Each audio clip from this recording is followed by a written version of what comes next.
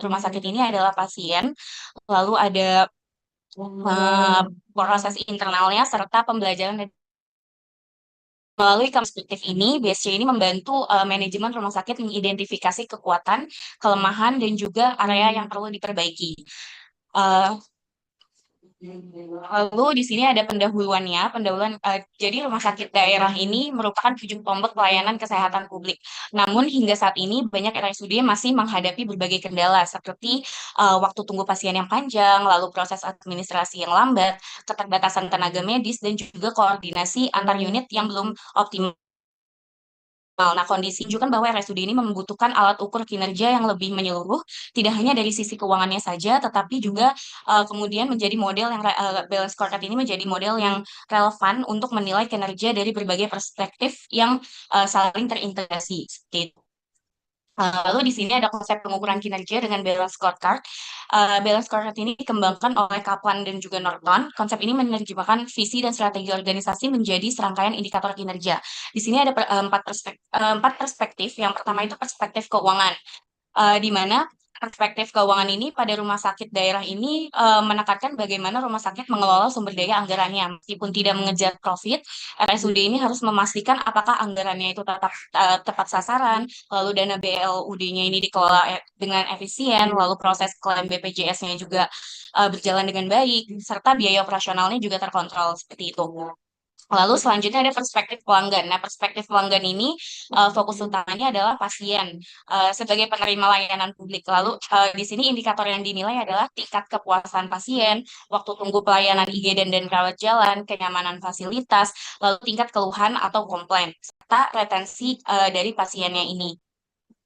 Lalu selanjutnya adalah perspektif dari proses internalnya. Nah, perspektif proses internal ini melihat sejauh mana sih alur kerja dari rumah sakit ini berjalan dengan efektif. Yang dievaluasi ini adalah kelancaran alur IGD, lalu kecepatan administrasinya, ketersediaan obatnya seperti apa di rumah sakit tersebut, lalu ketepatan diagnosa dari dokter untuk pasien, lalu efisiensi layanan rawat jalan dan rawat inap. Nah, lalu ada penerapan SOP dan juga standar mutu. Nah, selanjutnya ada perspektif pembelajaran dan juga pertumbuhan. Jadi perspektif ini menilai kesiapan sumber daya manusia dan juga kemampuan organisasi untuk berkembang. Indikatornya itu ada pelatihan dan pengembangan pegawai, lalu ada kompetensi tenaga medisnya, terus pemanfaatan teknologinya seperti SIM-RS, lalu ada tingkat inovasinya dan juga motivasi dari pegawai-pegawainya.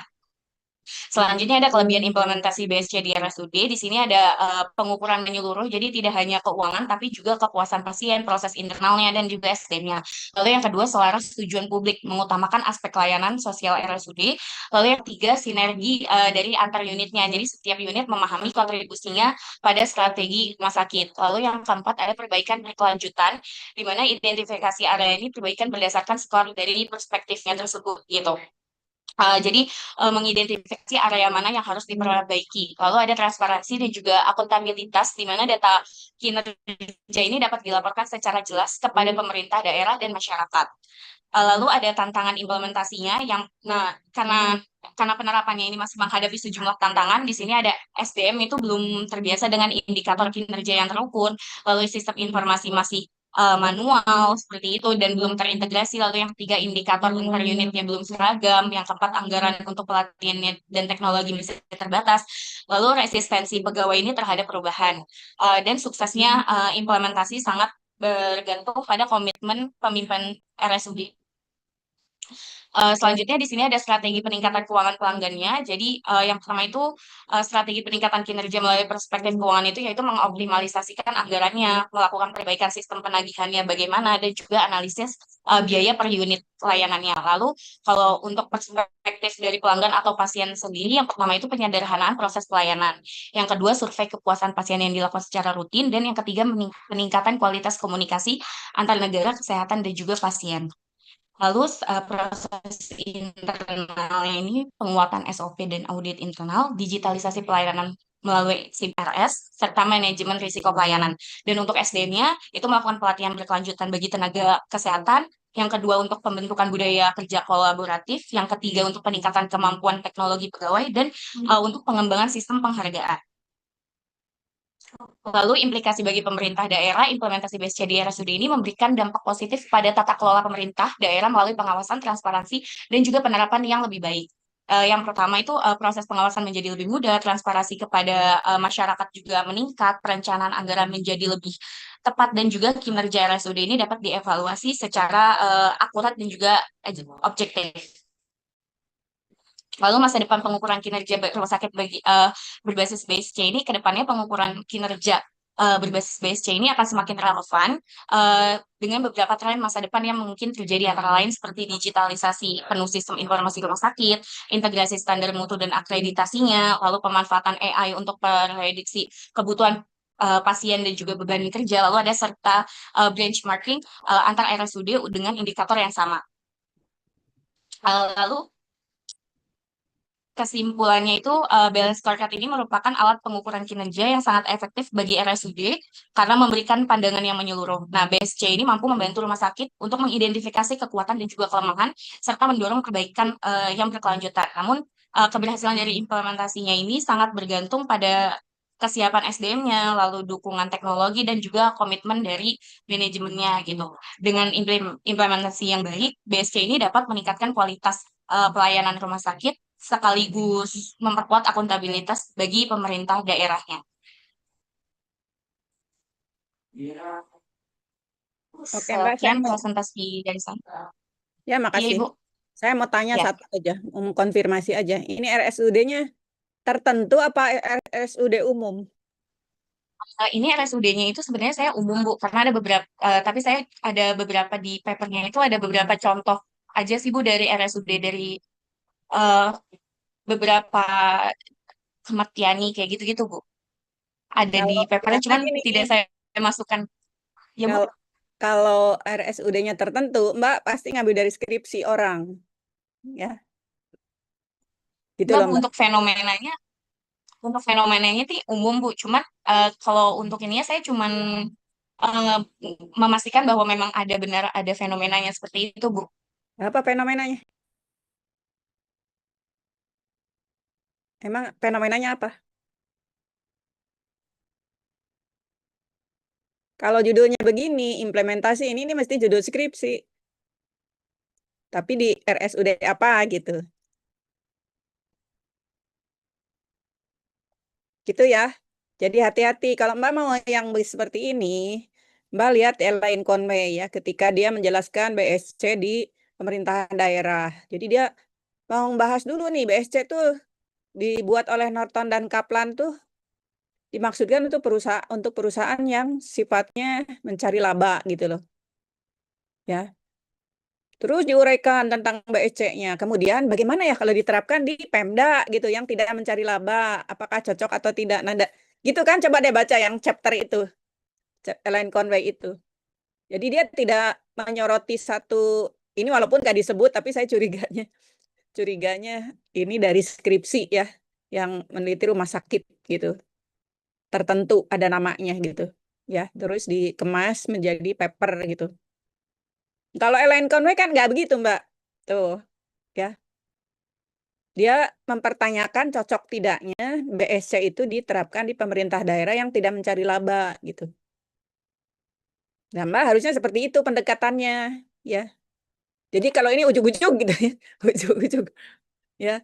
Sebelumnya apa gitu? Kalau Pemda kan disebutkan misalnya ada kriteria dari pemerintah ya, pemerintah pusat. Jadi ada ukuran-ukuran kinerja dari pemerintah pusat gitu. Nah, kalau ini rumah sakit ada ukuran nggak sebelum BSC ini? Dia pakai apa ukuran kinerjanya? Rumah sakit secara umum ya, tiba-tiba BSC, jangan-jangan udah pakai BSC gitu loh. Kalau Pemda emang nggak belum pakai BSC kalau Pemda mah, ya. Karena dia punya ukuran rasio-rasio keuangan daerah gitu. Ada namanya rasio keuangan daerah yang ditentukan oleh pemerintah pusat. Misalnya ketergantungan, rasio ketergantungan ya terhadap anggaran gitu. Kemudian dana alokasi umum misalnya. Kayak gitu-gitu udah seperti itu gitu loh kinerjanya itu, ya. Terus pencapaian PAD misalnya gitu, pendapatan asli daerah, ya udah ada, udah punya gitu loh. Bagaimana kalau pakai ini ya gitu. Ibarat mah gini, orang udah pakai baju apa gitu ya. Bagaimana ya kalau pakai baju ini mungkin lebih pantas gitu loh, ya. Gitu. Nah, ini tidak ada uraian rumah sakit sebelumnya pakai apa gitu ya. Khususnya ini rumah sakit daerah. Dia sebelumnya pakai apa. Jadi umum, Mbak, jangan satu rumah sakit. Kalau satu rumah sakit, misalnya Mbak mau mau nyisipin kasus itu boleh. Contoh misalnya rumah sakit apa yang udah menerapkan BSC gitu. Tapi paper itu umum gitu loh, Mbak. Sifatnya itu umum. Jadi kalau ini kan biasanya implementasi balance scorecard. Karena kalau udah implementasi mesti di satu rumah sakit kan, gitu loh. Ya, saya takutnya, ya curiga, ini saya curiga, curiga apa namanya, eh, ya curiga, skeptis bahwa Mbak ngambil dari skripsi gitu. Benar nggak? Saya nggak ngambil dari skripsi sih Bu, cuman saya waktu itu nyari rumah sakit itu pengukuran kinerjanya menggunakan apa, terus di Google tuh dijawabnya menggunakan balance scorecard ini. Lalu saya cari-cari rumah sakit yang menggunakan balance scorecard dan memang ada beberapa rumah sakit yang menggunakan balance scorecard seperti itu Bu. Cuman memang ada beberapa penelitian yang saya kasih di contoh paper itu Bu gitu untuk sebagai penguat sumber akademiknya aja sih Bu sebenarnya. Tapi untuk Iya, Mbak, lain-lainnya saya uraiannya jangan jangan kesannya skripsi yang ya. dibuang nama rumah sakitnya gitu. Kesannya itu begitu ini mah, Oh ya. iya di PPT-nya nggak saya tulis Bu, cuman kalau di papernya ada nama rumah sakitnya.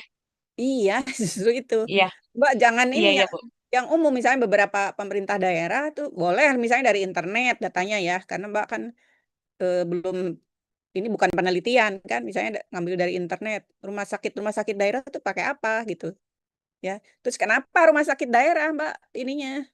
Itu belum dijelaskan kenapa kenapa Mbak tertarik menerapkan BSC di rumah sakit daerah, kenapa nggak rumah sakit lain gitu, ya. Ada apa dengan pengukuran kinerja di rumah sakit daerah gitu? Apakah misalnya gini, kinerja rumah sakit daerah tuh pada umumnya disebut bagus misalnya gitu. Tapi faktanya tidak bagus gitu. Apakah yang salah itu pengukurannya gitu loh, alatnya yang salah gitu loh. Kayak Mbak pakai timbangan, di timbangannya Mbak 50 kilo, tapi kok kenapa orang bilang gendut gitu ya? Yang salahnya apa? Oh, timbangannya gitu loh, ya. Sudah Mbak cari deh fenomena umumnya. RSUD itu buruk pelayanannya. Secara umum RSUD itu buruk, ya. Coba kaitkan dengan kinerja, pengukuran kinerjanya dia pakai apa? Apakah hanya laba gitu? Mereka masuk lagi nih.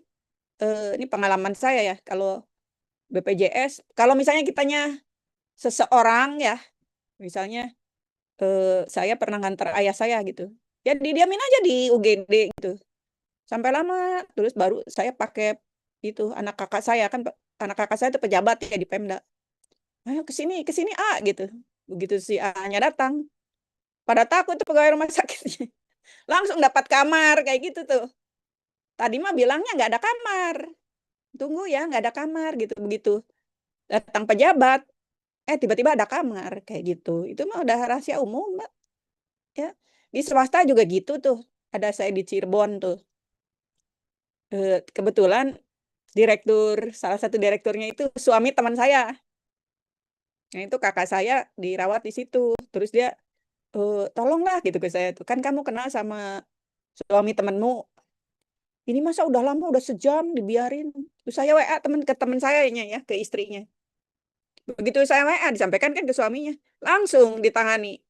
Kayak gitu masih gitu model rumah sakit di kita mah, Mbak. Jadi rumah sakit daerah, mau swasta, mau mau pemerintah ya. Yang bagus mah yang nggak pakai BPJS itu baru bagus. Kalau ketahuan pakai BPJS, pakai apa BPJS ya? Pelayanan itu ngasal gitu. Nah, mungkin misalnya dikaitkan dengan itu gitu, fenomena bahwa pelayanan rumah sakit daerah itu buruk gitu, Mbak. Dari banyak kasus coba Mbak cari deh. Dari news-news ya. Nah, itu bagus kalau Mbak tambahkan begitu. Berarti perlu pengukuran kinerja yang mumpuni gitu loh. Yang mumpuni itu apa? Komprehensif gitu. Tapi Mbak harus ketahui dulu selama ini dia pakai apa ya pengukuran kinerjanya. Karena orang-orang Pemda mah ya, PNS kan mereka PNS ya, ASN daerah gitu. Kinerjanya buruk juga gajinya segitu, Mbak. Ya, bagus segitu, buruk segitu. Ya, beda dengan swasta. Kalau swasta lebih ke pelayanan kan. Coba aja lihat bank bank swasta itu pelayanannya lebih bagus daripada pemerintah. Gitu. Ya, jadi Mbak lebih bagus kalau masukkan dulu fenomena ya, fenomena umum aja gitu Mbak. Kalau paper mah Kenapa Mbak tertarik dengan topik ini penerapan balance scorecard di rumah sakit daerah? Mbak lihat fenomena pelayanan rumah sakit daerah kayak apa? Ya bisa dikatakan banyak lah fenomena pasti Mbak kalau googling ya di banyak kasus itu pasti kesimpulannya tuh Iya, buruk, Ibu. ya kan? Iya, Kesimpulannya buruk. Nah iya, Ibu. pertanyaannya Betul. apakah Iya. nggak ada alat ukur gitu dia ukur kinerja itu apa kan harusnya tuh tadi yang pelanggan gitu. Yang gitu-gitu. Pelanggan datang lagi bukan karena pelayanannya bagus, nggak ada lagi rumah sakitnya. Ya, Ya, retensi pelanggan baik, itu kan Ibu. Nah, gitu ya, Mbak bisa Iya, bagus. Jangan siap, Ibu. membangkitkan curiga bahwa ini dari skripsi yang dibuang Iya. RSUD-nya gitu. Jadi Mbak Oke. tunjukkan ya fenomena Oh, umum. iya, Ibu. Nah, jadi Ya, baik, Ibu. RSUD-nya. Ngerti ya? Nangkep ya Iya, maksudnya. nanti Ibu. Nangkep-nangkep, Ibu. Oke. Oke, baik, Ibu. Selanjutnya. Terima kasih. Oke, sama. Ish. Berikutnya, bentar. Berikutnya Nabila Bidayah ya. Nabila Ya, baik Bidayah. Ibu. Izin share screen ya Ibu. Ya, silakan.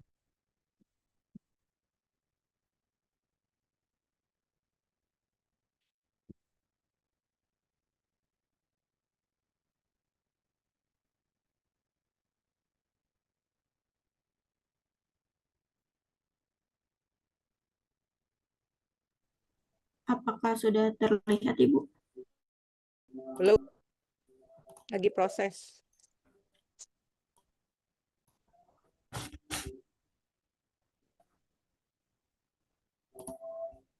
Lima udah kelihatan gitu. Sudah Ibu. Nah, ini baru ya. Ini sama nih balance score. Assalamualaikum warahmatullahi wabarakatuh. Selamat malam Bu Tita, selamat malam teman-teman semua. Di sini saya Nabila Bidaya ingin menyampaikan materi makalah saya mengenai sustainability balance scorecard dalam pengukuran kinerja keberlanjutan dari perspektif profesi akuntan. Pendahuluannya itu tuh dimulai dari perkembangan dunia bisnis yang semakin cepat yang menyebabkan persaingan antar perusahaan itu juga menjadi semakin ketat. Untuk dapat bertahan, perusahaan itu tidak lagi hanya berfokus pada peningkatan laba, tetapi juga perlu memperhatikan dampak dari aktivitas operasionalnya terhadap lingkungan dan masyarakat atau sosial. Nah, kesadaran global mengenai isu ini, khususnya dalam kerusakan lingkungan dan tanggung jawab sosial, mendorong perusahaan itu untuk lebih transparan dalam menjelaskan bagaimana mereka mengelola aspek keberlanjutan. Nah, laporan keberlanjutan itu kemudian menjadi sarana penting untuk menyampaikan informasi non keuangan tersebut kepada publik. Namun, kualitas penyusunan dan pengukuran keberlanjutannya itu masih sangat beragam sehingga perusahaan itu dituntut untuk memiliki pendekatan yang lebih terstruktur dan akuntabel dalam menilai kinerja keberlanjutannya. Nah, masalah pada laporan keberlanjutan itu bersumber dari idx.co.id. Jadi penerbitan laporan keberlanjutan per akhir Desember 2023 yang disampaikan di tahun 2024 itu terdapat 882 perusahaan atau setara dengan 94% dari jumlah perusahaan yang terdaftar di BI. Namun, menurut data dari Otoritas Jasa Keuangan, hanya 37% perusahaan publik yang telah menerbitkan laporan keberlanjutan sesuai dengan kriteria penilaian environmental, social, and governance atau ISG-nya. Nah, jadi meskipun laporan keberlanjutannya ini semakin umum dibuat atau menjadi sebuah kewajiban dalam setiap perusahaan, masih banyak perusahaan yang menyajikannya itu hanya dalam bentuk narasi tanpa dukungan data yang dapat diverifikasi. Jadi walaupun sudah ada standar juga seperti GRI dan SASB, masih banyak perusahaan yang mengungkapkan ketidakkonsistenan laporan keberlanjutan antar perusahaan, sehingga kayak laporannya itu mudah dipengaruhi praktik greenwashing dan kurang mencerminkan kondisi nyatanya. Nah, di sini ada kasus mengenai yang terjadi di PT Agro Astra Lestari yang mencerminkan adanya kesenjangan antara pengungkapan laporan keberlanjutan dengan pengukuran laporan keberlanjutan yang tidak sejalan. Jadi perusahaan tersebut itu mendapatkan laporan dari Friends of the Earth Indonesia, di mana mereka menyatakan bahwa perusahaan ini telah melakukan pelanggaran lingkungan hidup yang yaitu mengenai penanaman kelapa sawit ilegal di kawasan hutan Indonesia. Intimidasi dan kriminalisasi terhadap pembela hak asasi lingkungan hidup, serta beberapa anak perusahaan yang masih beroperasi tanpa izin. Padahal dalam laporan keberlanjutannya, PT AHL ini menyatakan komitmen produksi sawit yang berkelanjutan, bersumber dari Forest and Finance. Nah, hal ini itu menunjukkan perusahaan itu melakukan praktek greenwashing karena komitmen keberlanjutannya itu tidak sejalan dengan bukti lapangannya gitu, dan masih banyak juga perusahaan yang hanya memberikan klaim keberlanjutan tanpa bukti nyata, sehingga diperlukan alat pengukuran yang lebih terstruktur untuk menilai pencapaian keberlanjutan secara objektif. Nah, hubungan kinerja keberlanjutan dengan profesi akuntan itu, karena ada perubahan tuntutan bisnis terhadap aspek sosial dan lingkungan, membuat profesi akuntan itu memegang peran yang semakin strategis dalam pengelolaan kinerja keberlanjutan. Seorang akuntan itu tidak lagi hanya fokus pada penyusunan dan pemeriksaan laporan keuangan, tetapi juga bertanggung jawab memastikan bahwa informasi keberlanjutan yang disampaikan perusahaan itu akurat, terukur, dan sesuai dengan kondisi lapangannya. Dalam laporan keberlanjutan, akuntan itu berperan mengevaluasi berbagai indikator non-keuangan seperti emisi karbon, penggunaan energi, pengelolaan limbah, kesehatan dan keselamatan kerja, serta kesejahteraan karyawan. Nah, Sustainability Balance Scorecard ini menjadi alat penting yang mendukung profesi akuntan dalam kondisi ini. Jadi SBSC ini menyediakan kerangka pengukuran kinerja keberlanjutan yang lebih sistematis dengan menghubungkan strategi perusahaan ke dalam indikator keuangan dan non-keuangan yang terukur. Selanjutnya mengenai konsep Sustainability Balance Scorecard, di mana Sustainability Balance Scorecard ini merupakan pengembangan dari Balance Scorecard tradisional yang dikemukakan oleh Kaplan and Norton. Yang pada awalnya hanya berfokus pada 4 perspektif utama, yaitu keuangan pelanggan, proses internal, serta pembelajaran dan pertumbuhan. Namun seiring meningkatnya tuntutan terhadap tanggung jawab sosial dan lingkungan, kerangka Balance Scorecard ini dinilai belum mampu menangkap dimensi keberlanjutan secara menyeluruh. Oleh karena itu, SBSC ini hadir sebagai versi yang lebih komprehensif dengan memasukkan aspek sosial dan lingkungan sebagai bagian integral dari pengukuran kinerja perusahaan. Nah, terdapat 2 pendekatan yang diadopsi oleh arsitektur SBSC untuk mengintegrasikan parameter keberlanjutan ke dalam BSC yang bertujuan untuk menyeimbangkan tujuan ekonomi, lingkungan, dan sosial, serta mendorong praktek bisnis yang bertanggung jawab dan berkelanjutan. Nah, pendekatan pertama itu dengan memasukkan data keberlanjutan ke dalam 4 perspektif yang sudah ada, dalam arti di setiap perspektif BSC itu terdapat parameter keberlanjutannya. Dan kedua, dengan menambahkan perspektif keberlanjutan ke poin nomor 5 dalam BSC. Selanjutnya adalah manfaat dari SBSC, di mana SBSC ini lebih efektif mendorong keputusan investasi berbasis keberlanjutan dibandingkan dengan BSC, karena si SBSC ini memberikan informasi lebih lengkap tentang dampak jangka panjang dan risiko keberlanjutan dibandingkan dengan BSC. Lalu kedua, SBSC ini mampu mendorong perusahaan memasukkan dampak lingkungan dan sosial ke dalam perencanaan strategisnya. Jadi perusahaan itu menjadi lebih sadar akan pentingnya dampak sosial dan lingkungan dari aktivitas operasional mereka, dan harus menjadi bagian penting dalam strategi bisnis, bukan hanya sebagai formalitas pelaporan. Lalu SBSC ini juga bisa menjadi pedoman awal bagi perusahaan yang ingin mengintegrasikan kinerja sosial dan lingkungan ke dalam strategi bisnis mereka. Jadi SBSC ini mampu memberikan arahan bagi pengambilan keputusan strategis terkait kinerja keberlanjutan, serta membantu perusahaan untuk membangun kerangka pengukuran yang lebih menyeluruh. Lalu keempat, ada SBSC ini mampu menilai keberhasilan strategi lingkungan perusahaan secara lebih akurat. Karena SBSC ini memiliki pengukuran kinerja yang lebih spesifik terkait keberlanjutan, sehingga strategi keberlanjutan itu dapat diukur pencapaian nyatanya. Nah, yang kelima,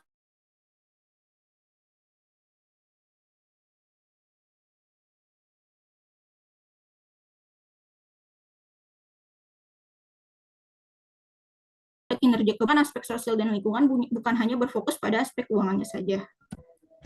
Nah, lalu ada tantangan implementasi SBSC-nya, di mana kebutuhan penelitian yang pertama itu adalah kebutuhan penelitian dan penyesuaian yang lebih lanjut. Jadi SBSC ini masih harus membutuhkan penelitian empiris tambahan agar dapat disesuaikan dengan berbagai konteks seperti negara, jenis industri, dan tipe organisasi. Jadi walaupun potensinya besar, SBSC ini harus terus dikembangkan agar fleksibel dan relevan bagi beragam lingkungan bisnis.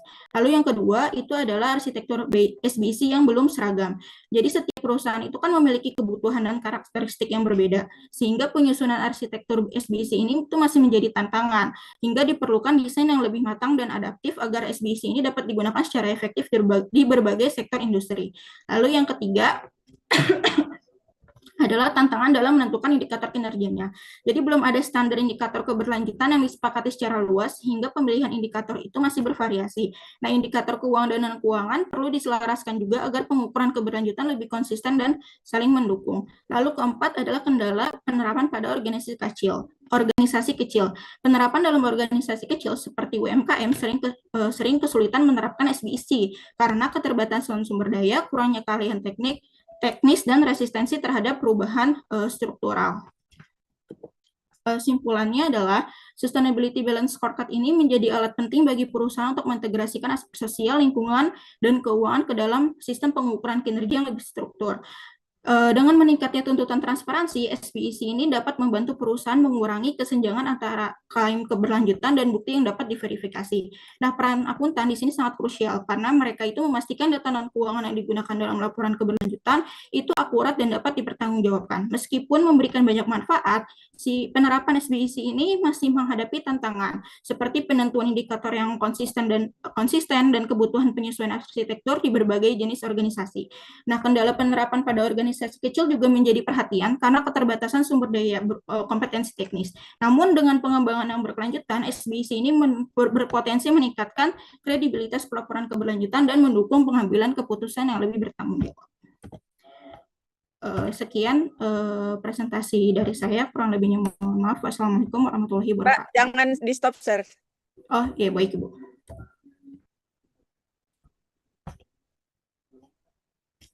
Nah, PPT Mbak tuh terlalu banyak kata-kata ya. Iya Ibu. PPT itu namanya PowerPoint ya. Berarti poin-poinnya aja gitu. Nanti Mbak Baik Ibu. jelaskan kan ini malah enak karena online. Mbak penjelasannya bisa baca di file yang lain gitu. Ya. Jangan di sini ini baca semua Mbak tuh baca gitu. Nah, kalau PPT begini Mbak itu membosankan gitu. Jadi namanya PPT itu pointer-pointernya aja ya. Nanti Mbak jelaskan. Makanya harus latihan dulu gitu. Harusnya Mbak dihafal ya, bukan Ya dibaca baik Ibu. gitu. Jadi poin-poin itu tuh isinya apa. Itu kalau presentasi tuh gitu. Nanti kalau sempro atau skripsi itu gitu ya. Ya baik Ibu. Baca, pada umumnya gitu baca ya.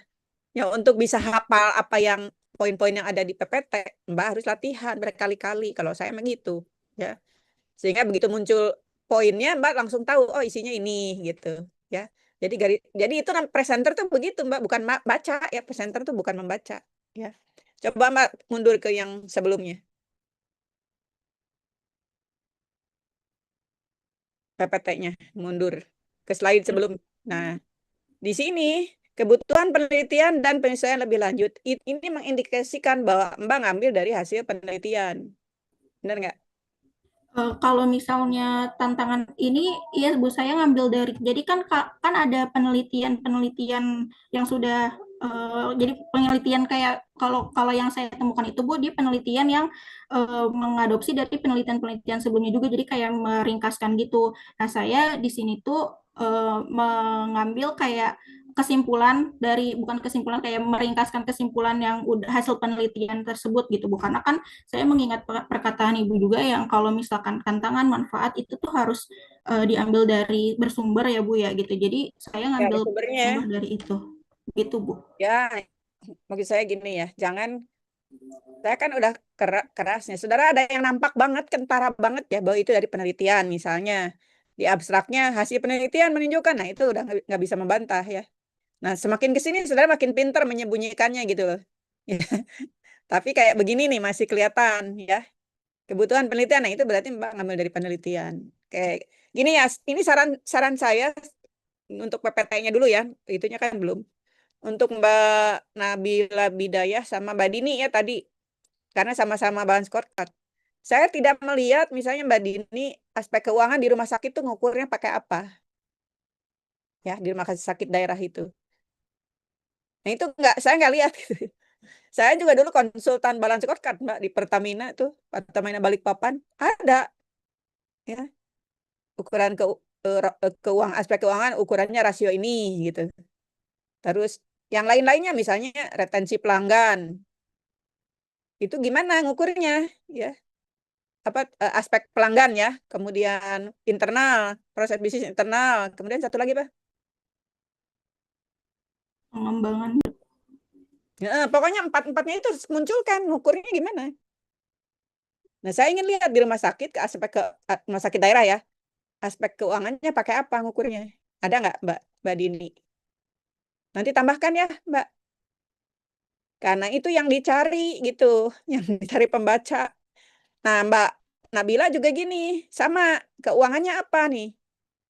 Ya, ini kan di perusahaan-perusahaan listing di bursa, beda dengan Mbak Dini yang rumah sakit daerah kan? Ya, tadi 94% udah menggunakan ini ya, berarti udah tinggi gitu loh. Ya, nah tadi sama keempat aspek itu ngukurnya gimana? Ya, keuangan bagaimana, aspek pelanggan bagaimana, proses bisnis internal bagaimana, ngukurnya itu. Ya kan ini namanya ukuran kinerja ya. Ukuran kinerja kan harus ada ukurannya. Misalnya keuangan dari rasio apa? Misalnya return on asset, misalnya ROA ya. Kalau ROA-nya berapa dikatakan berkinerja gitu loh, Mbak. Ya. Harus sampai ke situ gitu loh. Jangan konsep-konsepnya aja. Ya, aspek ini, aspek itu. Terus ngukurnya mana? Alat ukurnya mana gitu. Apalagi Mbak yang ditambah dengan sustainability gitu. Ngukurnya gimana tuh? Bahwa perusahaan ini sudah berkinerja sesuai SBSC gitu. Kan harus disimpulkan kan, oh kinerjanya baik, buruk, cukup gitu kan. Nah itu ukurannya tuh harus muncul gitu Mbak. Ya, Baik, Ibu. nah itu ya maksud saya. Nah itu Ya, nanti bagus kalau Mbak dapat itu bisa jadi untuk skripsi nanti. Ya, misalnya alatnya dipakai di perusahaan apa gitu ya. Terutama yang Mbak Dini ya di rumah sakit daerah mana gitu. Nanti bisa diterapkan. Tapi Mbak cari dulu cara ngukurnya gimana. Ya. Aspek keuangan diukurnya pakai rasio apa? Tuh loh kalau pakai balance scorecard. Tapi ya sebelumnya harus ada ya Mbak Dini ya. Karena kalau yang ini yang Mbak Nabila ini pasti balance scorecard yang untuk perusahaan komersil ya, untuk yang mencari laba gitu. Akan berbeda dengan yang punya Mbak Dini. Ya kan? Keuangannya itu pasti berbeda ya. Pokoknya yang tiga lainnya juga berbeda. Nah, kalau Mbak Nabila ditambah dengan yang sustainability-nya. Apa? Gimana ngukurnya gitu. Terus siapa pencetusnya sih? SBSC itu pencetusnya siapa? Kalau BSC kan Kaplan dan Norton ya, tahun berapa? 1992 kalau nggak salah. Tahun berapa? 1992. Nah, cek lagi ya. Cek lagi. Ya, 92 iya, apa Ibu. 82 ya, cek lagi. Nah, kalau SBSC pencetusnya siapa, Mbak? Tahu nggak? Mbak cari. Eh, dikemukakan sih kemarin saya lihat rata-rata itu memakai Hansen, Bu. Hansen and Mowen. Hansen. Saya lupa sih nama lengkapnya, Bu, tapi itunya tuh Hansen gitu. Biasa Hansen tuh berdua sama Mowen gitu. Coba Mbak cek lagi ya. Ya, baik, Ibu. Jadi, Mbak kan tadi udah nyebut kalau BSC dari Norton dan Kaplan. Tahun sekian, walaupun tahunnya tadi nggak disebut. Nah, ini dari siapa gitu loh. Kalau latar belakangnya kan tadi udah bahwa eh, apa adanya abai terhadap lingkungan misalnya, ya. Sehingga diperlukan kinerja yang mengukur lingkungan. Sebenarnya udah ada ya.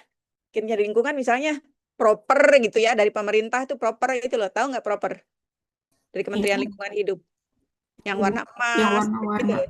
Iya, Yang bagus tuh warna emas, yang jelek kan hitam. Nanti biru gitu-gitu loh. Hijau gitu-gitu. Kan udah ada. Nah, bedanya apa? Gitu kan itu. Gitu. Jadi perusahaan itu sebetulnya udah ada pengukuran sustainability-nya sendiri, aspek lingkungan ya, terutama yang aspek lingkungan. Apakah ini lebih luas dari itu gitu? Atau lebih sempit? Makanya saya pengen tahu tuh dari tadi nungguin gimana cara ngukur sustainability-nya, nggak ada. Ya. Kan jadi 5 ya aspeknya, jadi 5. Tadinya kan 4. Ibu. Sebenarnya kalau misalnya yang saya baca-baca dari jurnal-jurnal tuh Bu masih banyak pendekatan juga sih Bu. Jadi ada beberapa yang berpendapat kalau misalnya itu tuh dimasukin ke dalam indikator yang udah ada, tapi juga ada beberapa yang menambahkan aspeknya itu menjadi 5 seperti itu Bu. Ya udah Mbak masukkan, Baik ya Ibu. pendapat-pendapat itu masukkan, ya sumbernya masukkan gitu. Itu ya masukkan di daftar pustaka. Jangan lupa pakai Mendeley ya sama apa nanti uji Turnitin nanti. Ya. Baik Ibu. Kayak gitu nanti ini idenya udah bagus ya idenya gitu. Bisa dilanjutkan. Cuma itu jangan konsep aja gitu. Nanti harus keluar, Mbak. Alatnya. Aspek keuangan pakai alat apa? Ya. Proses bisnis internal pakai alat apa? Pelanggan pakai alat apa gitu. Gitu ya. Kebayang nggak, Mbak? Udah kebayang belum?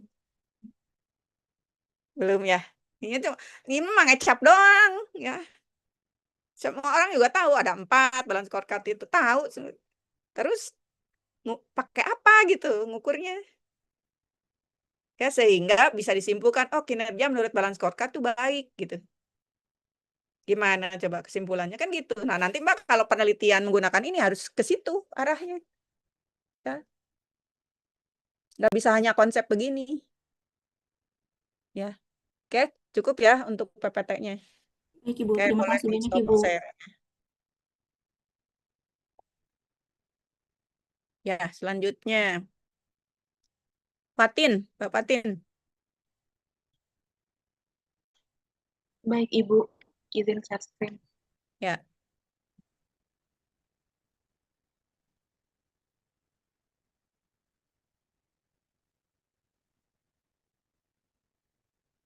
Apakah sudah terlihat, Ibu?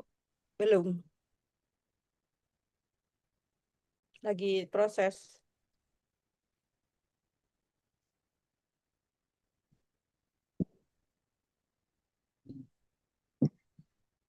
Nah, udah. Itu jangan ujuk-ujuk pendahuluan, Mbak, judulnya.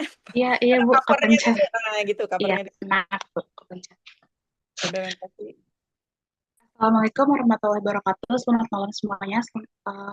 Saya Fatin Fitriana dengan NIM 121202014 ingin mempresentasikan paper saya dengan judul Implementasi Transparansi Sistem Keuangan melalui Penerapan Teknologi Blockchain.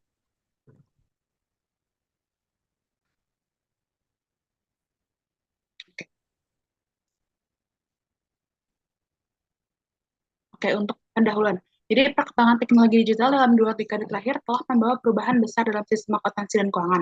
Proses pencatatan yang sebelumnya manual dan terpusat kini berubah menjadi otomatis, terintegrasi, dan mengandalkan teknologi informasi.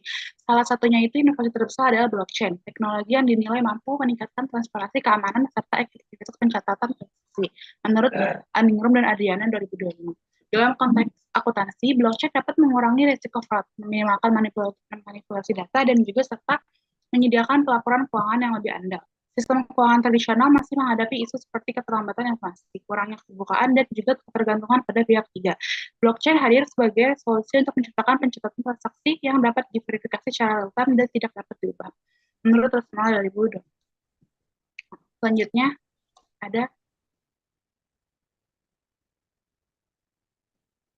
konsep teknologi blockchain dalam sistem keuangan. Jadi blockchain merupakan distributed ledger teknologi yang menyimpan data pada banyak node dalam jaringan sehingga tidak memerlukan perantara seperti bank untuk memverifikasi transaksi. Nah, menurut Mas Leta 2024 karakteristik utamanya yaitu adalah desentralisasi. Yang tidak ada, jadi desentralisasi itu tidak ada satu entitas yang mengendalikan data. Pencatatan tersebar di berbagai node dan mengurangi risiko single point of failure atau kegagalan yang menyebabkan sistem tersebut terhenti. Dan juga ada transparansi dan ketersediaan data. Jadi semua blok transaksi memiliki hash unik sehingga membentuk rantai yang dapat diaudit kapanpun. Transparansi ini meningkatkan kualitas laporan keuangan dan yang C ada immutability, itu tidak dapat diubah. Jadi setelah data masuk ke jaringan, perubahannya itu hampir mustahil dilakukan tanpa persetujuan mayoritas jaringan. Hal ini menjamin integritas laporan keuangan dan juga ada kriptografi. Data yang dienkripsi menggunakan kunci private dan public sehingga keaslian dan keamanannya itu transaksi terjaga. Dan juga ada smart contract. program otomatis yang mengeksekusi aturan tertentu secara mandiri, misalnya pembayaran, rekonsiliasi, dan juga pencatatan keuangan. Jadi smart contract ini mengurangi human error dan mempercepat audit. Dan di sini ada kelebihan dan kekurangan penggunaan blockchain. Jadi pertama kelebihannya itu ada transparansi dan akuntabilitas yang tinggi. Jadi setiap transaksi dapat dilacak sehingga meningkatkan akuntabilitas dan mengurangi peluang fraud. Dan juga ada keamanan yang tinggi. Jadi enkripsi kriptografi membuat data jauh lebih aman dibandingkan database tradisional. Yang ketiga ada efisiensi operasional, jadi mengurangi biaya perantara, rekonsiliasi manual, dan mempercepat proses transaksi. Dan juga ada audit real time. Jadi semua transaksi tercatat otomatis sehingga auditor itu dapat memeriksa secara langsung tanpa menunggu tutup buku. Dan juga ada jejak audit permanen. Jadi setiap transaksi tersimpan berurutan sehingga memudahkan tracing.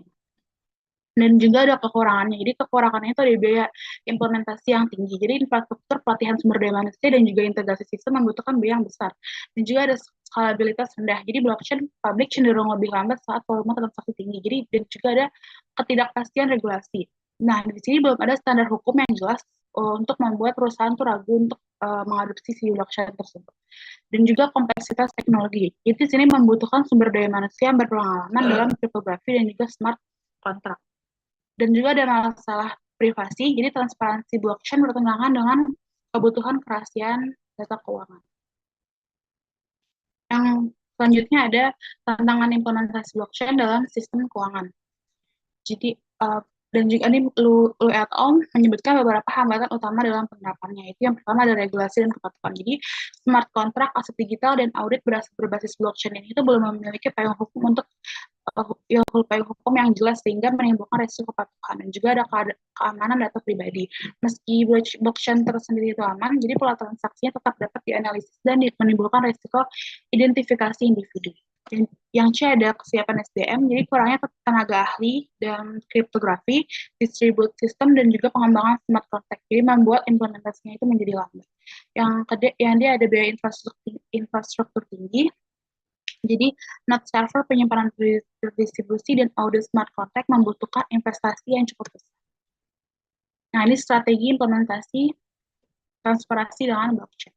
Yang pertama ada penerapan smart contract. Jadi smart contract ini dapat mengotomatiskan pencatatan transaksi, verifikasi, dan rekonsiliasi sehingga mencegah manipulasi dan mempercepat audit. Dan yang B ada penggunaan private blockchain. Akses yang hanya untuk pihak berwenang dan juga cocok untuk perusahaan yang mengelola data sensitif. Tetap transparan tetapi lebih aman dibandingkan public blockchain. Dan juga ada peningkatan kompetensi sumber daya manusia. Jadi pelatihan terkait blockchain, kriptografi, dan audit on-chain, dan pengembangan smart contract diperlukan untuk meminimalkan kesalahan dalam implementasi blockchain. Nah, di sini ada implikasi implementasi blockchain terhadap transparansi dan akuntabilitas. Jadi, yang pertama ada otonomi data yang berarti bahwa pencatatan transaksi tidak lagi dikendalikan oleh satu pihak, tapi tersebar pada banyak node dalam jaringan. Ledger ini terdistribusi